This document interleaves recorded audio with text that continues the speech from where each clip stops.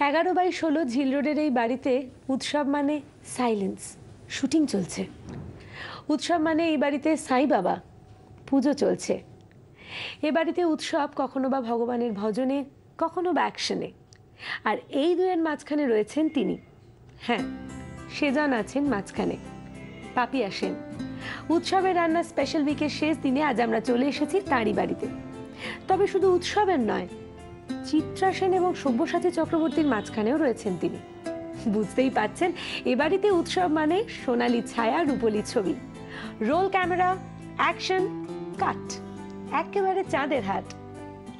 পাপিয়াদি, তুমি যাদের ঘিরে রয়েছো তাদের সবার নাম আমাদের পরিচিত, তাদের মুখ পরিচিত, কিন্তু কিভাবে তোমরা প্রত্যেকে রিলেটেড সেটা সবাই হয়তো পরিষ্কারভাবে জানেন না। রাজা সেন তোমার স্বামী, সবাই জানেন, বিখ্যাত পরিচালক, কিন্তু বাকিরা তোমার সাথে কিভাবে রিলেটেড, তোমার পুরো পরিবার, সেটা একটু বলো পরিবার নিয়ে। হ্যাঁ, আমার মা মনিকা চক্রবর্তী, উনি হচ্ছেন বিজন ভট্টাচার্যের বোন। মা নবান্ন দিয়ে জীবন শুরু করেন এবং পরবর্তীকালে আমার বাবার সাথে বিয়ে হয়। বাবা ইঞ্জিনিয়ার থাকা সত্ত্বেও বাবা কিন্তু ওয়ান অ্যাক্ট ড্রামা কম্পিটিশন এবং বহু উপন্যাস, নাটক, ছবিও বানিয়েছেন 8mm ক্যামেরা। তো সেই সূত্র ধরেই দাদা সব্যসাচী চক্রবর্তী, 2 বছরেরই বড়, পিঠোপিঠি ভাই বোন আমরা। দাদা চলে আসে সিনেমা জগতে। আর আমার বোন খেয়ালি দস্তিদার, আমার পিসি চন্দ্রা দস্তিদার তার মেয়ে, আমার মেজো পিসি জোসেন দস্তিদার আমার পিসি মশাই, আর অরিন্দম খেয়ালির স্বামী। এদিকে চিত্রা সেন আমার খুড়ি শাশুড়ি, সবচেয়ে ছোট শ্যামল সেন আমার খুব শ্বশুর, আমার শ্বশুরের সবচেয়ে ছোট ভাই, আর কৌশিক সেন তাদেরই ছেলে, রেশমি সেন ছেলে। এইভাবে আর কি আমরা আছি এই জগৎটাকে ঘিরে। তো আমার মামা বাড়িও ভীষণভাবে লেখার মধ্যে, মানে সৌরিন সেন ছিলেন আমার ছোট মামা, সলিল ভট্টাচার্য শব্দ নামে লিখতেন। কাজে আমরা এর মধ্যেই বড় হয়েছি, এর মধ্যেই শিখেছি, বাবা মাকে দেখেছি যে আনন্দ উৎসব আমাদের রোজ লেগে থাকতো বাড়িতে। সেটা বুঝতেই পারছি, মানে তোমাদের বাড়িতে কোনো অকেশন হলে বাড়িতে সত্যি সত্যি একদম গম গম করে নিশ্চয়ই, সবাই মিলে একসাথে। আমার কর্তা স্বল্পভাষী, কিন্তু উনি আনন্দ ভালোবাসেন, মানে আমি ভীষণ হই হই করি তো। আমাদের বাড়ি সবসময় আমার বন্ধু বান্ধব, আমার খুব কাছের বন্ধু আমার বোন ভারতী, ও মধ্যমণি আমাদের বাড়িতে, ও কিছু হলেই ও রান্না বান্না করে নিয়ে চলে আসে। আমাদের এই ঘরটা সবসময় একটা আনন্দ উৎসব লেগে থাকে। হ্যাঁ, আমার ঘরটা সাজানো দেখেই মনে হলো এটা একদম পারফেক্ট একটা আড্ডা জোন। এটা আড্ডার জন্যই বানানো, এবং তুমি তো বলছিলে তোমার ঘর সাজাতে ভালো লাগে। হ্যাঁ, ভীষণ ভালোবাসি ঘর সাজাতে। শুটিং এর ফাঁকে হোক, নিজের এনজিওর কাজের ফাঁকে হোক, আতিথেয়তা বা আত্মীয় স্বজনের সাথে দায়িত্ব কর্তব্যর ফাঁকে হোক, ঘর বাড়ি সাজাতে সবসময় ভালোবাসি। এনজিও মানে তুমি কি ধরনের কাজ করো? এনজিও মানে আমি বিভিন্ন এনজিওর সাথে যুক্ত। আমাদেরও একটা ছোট এনজিও আছে আস্থা। তাছাড়া বিভিন্ন এনজিওর সাথে আমি আর আমার বন্ধু ভারতী আমরা চিরকাল বেরিয়ে পড়েছি যে মানুষের যেটা কম আছে, আমার যেটা বেশি আছে, সেটা যদি তাদের দিতে পারি। অসাধারণ। ওই বলে না, যে রাঁধে যে সে চুলো বাঁধে, সেটাও বোধহয় খুব কম হলো বলা। এই প্রবাদটাও হয়তো তোমার জন্য একটু কমই বা খাটো পড়ে যায়। আর তোমার পরিবারে কে কে আছে বলো? মানে এই বাড়িতে আর কি। এই বাড়িতে আমার কর্তা শুধু আপাতত আছেন, আমার একটা ছোট্ট কুকুর আছে পোলো। আমার 2 মেয়ে বাইরে থাকে, বড় মেয়ে চেন্নাইতে থাকে, ও TCS এর ইঞ্জিনিয়ার, ছোট মেয়ে হোটেল ম্যানেজমেন্ট করে, ওর চেন্নাইতেই চাকরি করে। ওরা আসে উৎসবে, তখন বাড়িতে উৎসব হয় আরো বেশি। হ্যাঁ, বাড়িতে মানে যারা বাইরে থাকে তারা ফিরে আসা, কয়েকদিনের জন্য আসা, মানে ওই 4 জন মিলেই একটা উৎসব হয়। হ্যাঁ, তবে আমার কর্তা বললাম যে স্বল্পভাষী, ওই জন্য আমার অন্যান্য লোকজন এসে জায়গাটাকে ভরিয়ে দেয় আর কি। আর মেয়েরাই একাই 100 আমার মতোই, তারা ভীষণ আনন্দ করতে ভালোবাসে। আমি একটা কথা জিজ্ঞেস করবো, আমার না রাজাদাকে দেখলেই খুব ভয় লাগে। রাজাদা কি রাগী? এটা সবাই বলে। হ্যাঁ, আমার মনে হয়, আমার খুব জিজ্ঞেস করা। বরেরা বউদের কাছে তো রাগী হবেই, কিন্তু বাইরের লোকের কাছে শুনি ভীষণ মিষ্টি লোক নাকি। নাকি? যাকে অনেক গল্প জমা আছে, সেগুলোর পুরো এপিসোড জুড়েই শুনবো। তবে তার আগে একটু দর্শকদের বলে দাও, তুমি কি রান্না শেখাচ্ছ আজকে? আমি আজকে রাঁধবো মৌরলা মাছের বাটি চচ্চড়ি। বাহ, একদম ট্রেডিশনাল একটা রান্না। এই ফিউশনের যুগে একটু স্বাদ বদল হবে আমাদের। কি কি লাগছে? মৌরলা মাছ তো অবশ্যই, সর্ষের তেল, আর আলু কুচোনো, টমেটো। আচ্ছা দাঁড়াও, ঠিক আছে, আমরা এক কাজ করি, আমরা ছাদে গিয়ে পুরো উপকরণটা শুনবো না হয়? ছাদেই তো অ্যারেঞ্জমেন্ট করেছো, তাই তো বললে? হ্যাঁ, ইন্ডাকশন কুকার তো যেখানে সেখানে লাগানো যায়। একদম ঠিকঠাক। আমরা সবসময় একটা বদ্ধ জায়গায় রান্না করে তো একটু চেঞ্জ হবে, আমাদের স্বাদ বদল হবে, প্লাস এমনিতে রান্না করার এক্সপিরিয়েন্সটা একটু অন্যরকম হবে। খোলা হাওয়ায়, একদম ওপেন এয়ার কুকিং। চলো আমরা ছাদে চলে যাই, চলো। চলে এসেছি পাপিয়াদির ছাদে। আমরা সবসময় তো নয় রান্নাঘরে নয় একদম চার দেয়ালে বন্ধ হয়ে একেবারে রান্না করি যেখানেই যাই না কেন। আজকে পাপিয়াদির এত বড় একটা ছাদ এবং সাজানো গোছানো, তোমার গার্ডেনিং এর শখ আছে নিশ্চয়ই, দেখে যা বুঝছি। সেইখানে রান্না করতে চলে এসেছি এবং সবসময় যেটা করি দাঁড়িয়ে দাঁড়িয়ে রান্না, এরকম অভিনব একটা প্রয়াস পাপিয়াদির যে আমরা এরকম মোড়ায় বসে সুন্দর ইন্ডাকশনে রান্নাটা করবো আড্ডা দিতে দিতে, কোনো প্রবলেম নেই। আচ্ছা তুমি আরেকবার একটু দর্শকদের বলে দাও ইনগ্রিডিয়েন্টস কি কি লাগছে। মোরলা মাছটা তো লাগছে। হ্যাঁ মোরলা মাছ, ওটা তুমি একটু নুন হলুদ মাখিয়ে রেখেছো। নুন হলুদ মাখিয়ে রেখেছি এবং সেটাকে কড়াইয়ের মধ্যে দিয়ে ওপর থেকে আমি যত ইনগ্রিডিয়েন্টস আছে ওটা একটু ভাজা ভাজা হয়ে গেলে সমস্ত ইনগ্রিডিয়েন্টস গুলো তার মধ্যে দিয়ে দেবো। আচ্ছা, বাটি চচ্চড়ি যেটা বলে আর কি, সমস্তটা মাখানো একসাথে এবং সেইভাবেই ওটা সেদ্ধ হয়ে রেডি হয়ে যাবে। আচ্ছা তুমি একটু পরপর বলে দাও কি কি লাগছে। নুন হলুদ তো অবশ্যই দেব, তার সাথে পেঁয়াজ কুচো, টমেটো কুচো আর আলু কুচোনো, সর্ষে বাটা, অল্প ধনে পাতা, কাঁচা লঙ্কা, অল্প লেবুর রস। একটা কাজ করে দিদি তাহলে আমি তেলটা গরম বসিয়ে দিই। হ্যাঁ মাছটা ভাজা ভাজা হবে, অন্তত 4-5 চামচ তেল দিয়ে দাও, আন্দাজ মতন দিয়ে দাও। আচ্ছা ঠিক আছে, তুমি বাড়িতে নেমন্তন্ন করেছো, আমরা একটু হেল্প করি তোমাকে, নাহলে কি বাজে দেখায়। কি আনন্দ আমার, আর কেউ রান্না করছে।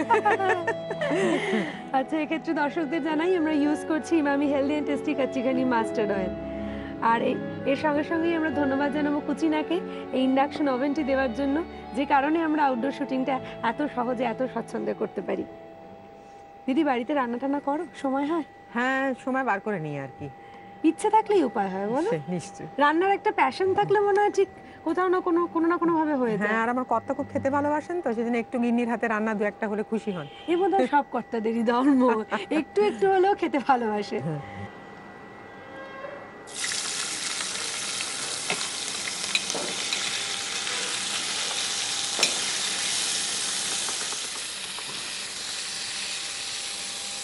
এটা একটু ভাজা ভাজা হবে তো, তাহলে এটা হতে থাকুক, আমরা একটা ব্রেক নিয়ে চট করে ফিরে আসি।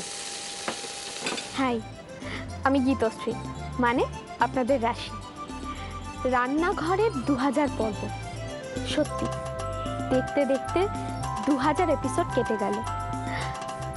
আমি এটুকুই কামনা করব রান্নাঘর যাতে আরো আরো আরো অনেক বছর ধরে চলুক, আপনারা আরো নতুন নতুন রান্না শিখুন এবং সবাইকে খাওয়ান আর খুব খুব ভালো থাকুন। আমাদের রান্নাঘর 2000 পর্ব ক্রস করে গেছে এবং আমরা সত্যি সত্যি ভীষণ হ্যাপি, ভীষণ প্রাউড। আর আজকে আমরা পাপিয়াদির কাছ থেকে শিখছি মৌরলা মাছের বাটি চচ্চড়ি। মোটামুটি মাছগুলো সাঁতলানো কমপ্লিট তো। হ্যাঁ আরেকটু হবে কি? না দরকার নেই, কারণ অন্যগুলো দিয়ে তো সেটা একটুখানি মাখা মাখা ভাজা ভাজা হবে। ঠিক আমরা আছে, দিতে থাকি একটা একটা করে। ঠিক আছে দাও, সবই মাখানো হবে। হ্যাঁ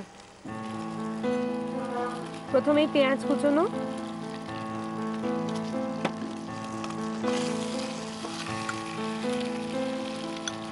পেঁয়াজের পরে টমেটো স্লাইস করে কাটা। বাহ রঙগুলো তো দেখতে বেশ লাগে। হ্যাঁ আলুটা যেন সময় না লাগে ওটা নিচের দিকে দিয়ে। হ্যাঁ আলুটা পুরোটা দিয়ে দাও না। দেবো? হ্যাঁ আলু খেতে ভালোবাসে। হ্যাঁ হ্যাঁ কি ভালোবাসার একটা জিনিস হলো আলু। আচ্ছা ধনে পাতা দিন, নাহলে গন্ধটা বেরোবে না। হ্যাঁ ঠিক আছে। আর বাকিটা বুঝি গার্নিশিং এর জন্য একটু রাখি। হ্যাঁ চেরা কাঁচা লঙ্কা। দিদি এরপরে কি দেবে? হলুদ গুঁড়ো। হ্যাঁ একটু হলুদ গুঁড়ো দেবো। আচ্ছা মাছ হলুদ গুঁড়ো ছাড়া অসম্পূর্ণ। হলুদ গুঁড়ো আর কি বাকি রইল আমাদের? ওরে বাবা, গুণ গাইতে হবে তো খেয়ে। চিনি না থাকলে তো গুণটা গাওয়াই যাবে না। এবার একটু লেবুর রস দেবো। সবচেয়ে ইন্টারেস্টিং ব্যাপার হলো এই রান্নাটায় বোধহয় জল পড়বে না সেরকম ভাবে। না তাহলে চচ্চড়িটা তো হবেই না। হবেই না। ব্যাস পানি। এই আলু নুন টমেটো সেই সব থেকে যেটুকু জল বেরোবে তাতেই রান্নাটা হবে। এবার আমি সর্ষেটা দেবো। দাও।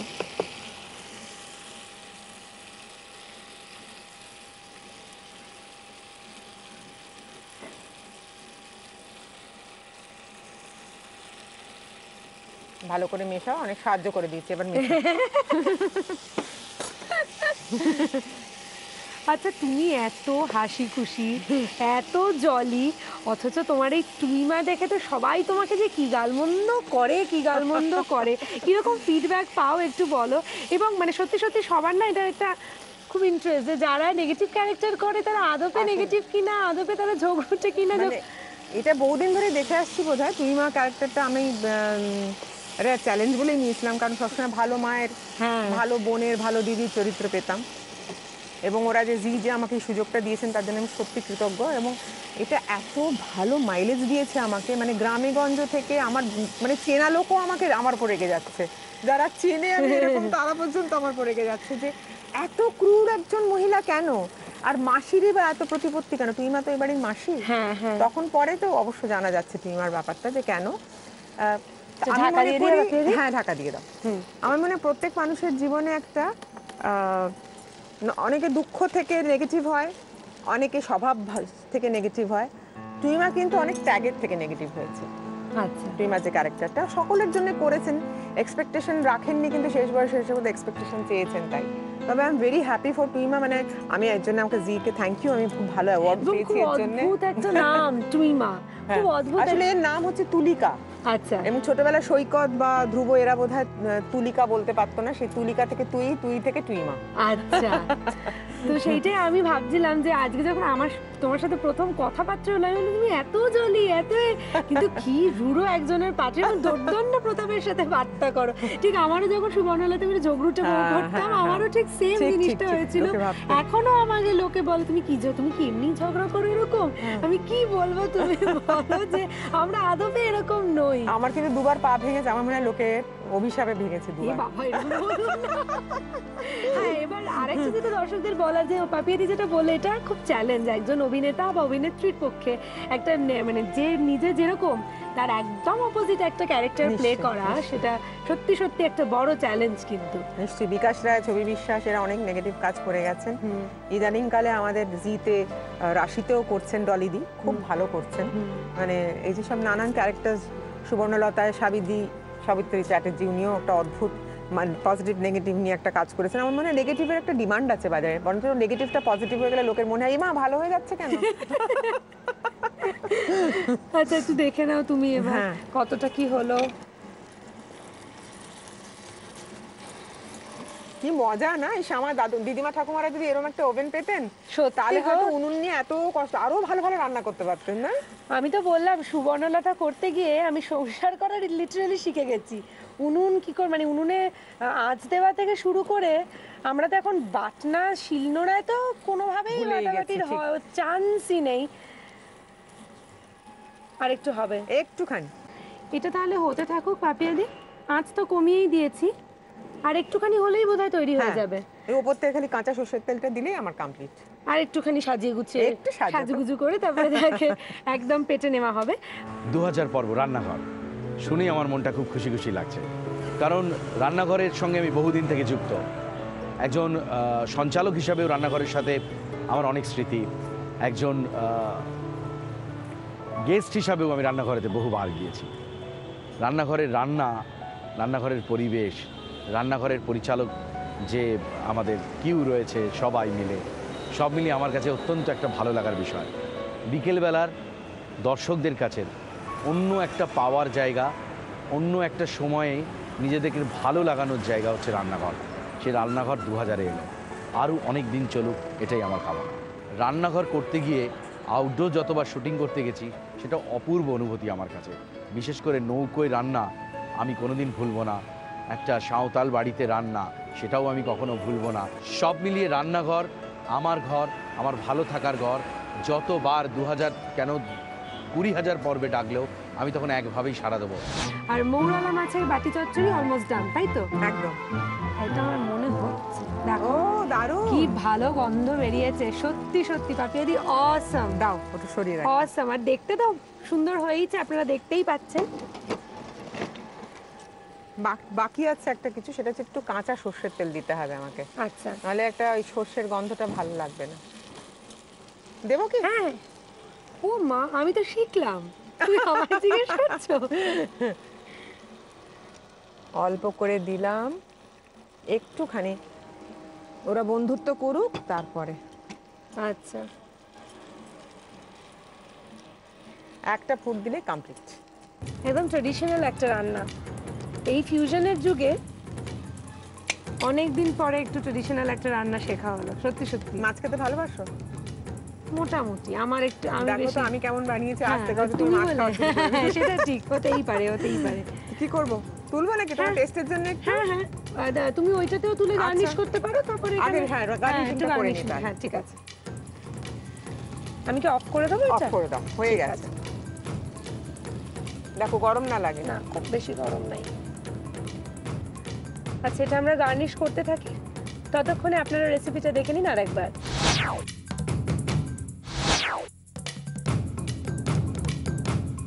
মৌরলা মাছের বাটি চচ্চড়ি বানানোর জন্য প্রথমে কড়াইয়ে Emami healthy and tasty Kachi Ghani mustard oil গরম করে তাতে নুন হলুদ মাখানো মৌরলা মাছগুলো ভেজে ওর মধ্যে একে একে পেঁয়াজ কুচি, টমেটো কুচি, কুচনো আলু, ধনে পাতা কুচি, চেরা কাঁচা লঙ্কা, হলুদ গুঁড়ো, স্বাদ মতো নুন আর পাতিলেবুর রস দিয়ে ভালোভাবে নাড়াচাড়া করে ওপর থেকে সর্ষে বাটা দিয়ে আঁচ কমিয়ে ঢাকা দিয়ে রাখলেই মৌরলা মাছের বাটি চচ্চড়ি রেডি। আর ওপর থেকে একটু কাঁচা সর্ষের তেল দিলে মন্দ লাগবে না। মৌরলা মাছের বাটি চচ্চড়ি একেবারে রেডি অ্যান্ড সার্ভড, এবং ভীষণ সুন্দর করে সাজানো, খুব সুন্দর হয়েছে সাজানোটা। ধন্যবাদ। আপনারাও যদি চান এরকম ইউনিক কিছু রেসিপি আমাদের সঙ্গে শেয়ার করতে, তাহলে আপনারা আমাদের SMS করতে পারেন। SMS করার জন্য টাইপ করুন RG স্পেস দিয়ে নিজের নাম আর লোকেশন লিখে পাঠিয়ে দিন 57575 এই নাম্বারে, অথবা আপনারা চাইলে আমাদের চিঠি লিখতে পারেন এই ঠিকানায়, মেল করতে পারেন এই আইডিতে। Emami healthy and tasty cooking oil presents Rannaghor, care of Zee Bangla, park street head office, Kolkata 16। Email ID zbangla@znetwork.com। মৌরলা মাছের বাটি চচ্চড়ির মতো একটা ট্রেডিশনাল রান্না আমাদের রেঁধে খাওয়ানোর জন্য পাপিয়াদিকে দেবো আমরা কিছু সামান্য উপহার আমাদের তরফ থেকে। দেখে নি পাপিয়াদি কি কি পাচ্ছে। Emami healthy and tasty cooking অয়েলের তরফ থেকে একটি আকর্ষণীয় গিফট হ্যাম্পার, ইমামির তরফ থেকে একটি আকর্ষণীয় gift hamper, metro cafe restaurant এবং কেটারার্সের তরফ থেকে থাকছে একটি আকর্ষণীয় গিফট ভাউচার, দাগের জম মার্বো কেয়ারের তরফ থেকে রয়েছে একটি আকর্ষণীয় গিফট হ্যাম্পার, কেকসের তরফ থেকে রয়েছে একটি আকর্ষণীয় কেক, রয়েছে সুন্দর গ্লাসের সেট, রয়েছে জি বাংলার তরফ থেকে এক সেট মনের মতো কফি মাগ, আর রয়েছে এক সেট আকর্ষণীয় মাইক্রোওয়েভ প্রুফ কুকওয়্যার। এই মেমেন্টোটা তোমার জন্য অসাধারণ। আমাদের পুরো ইউনিটের তরফ থেকে। ধন্যবাদ। আচ্ছা, এইবার আমাদের ট্রাই করার পালা। এটা অবশ্যই ভালো খেতে হয়েছে, এ নিয়ে আমার কোনো সন্দেহ নেই। আমি দেখেই আমি নিজেই তুলে নিলাম। চামচ হ্যাঁ। দেবো না হাতে? না না, হাতে হাতে, আর চামচ চামচ লাগবে না। তুমি খাও। আগে দেখি, তুমি কি বলো, মুখটা দেখি। ভালো? বলছিলাম না, আমি দেখাই বলছিলাম খুব ভালো খেতে হবে। কি কম হয়েছে দেখি। না গো, কম তো কিছু হয়নি। এত ভালো না দিয়ে? হ্যাঁ, যেমন ভালো অভিনয় করো, তেমন ভালো রাঁধো, আর তেমন ভালো গানও গাও আমি জানি। তাই আজকে আমরা যেতে যেতে তোমার একটা গান শুনবো। গান শুনতে শুনতে আজকের মতো এপিসোড শেষ করবো। আবার কোনো একদিন আসবো, এসে আড্ডা দেবো। ওয়েট করবো তোমাদের জন্য। নিশ্চয়ই নিশ্চয়ই আসবো। শুধু তোমার বাণী নয় গো হে বন্ধু হে প্রিয়, মাঝে মাঝে প্রাণে তোমার পরশখানি দিও। সারা পথের ক্লান্তি আমার, সারা দিনের তৃষা, কেমন করে মেটাবো যে খুঁজে না পাই দিশা।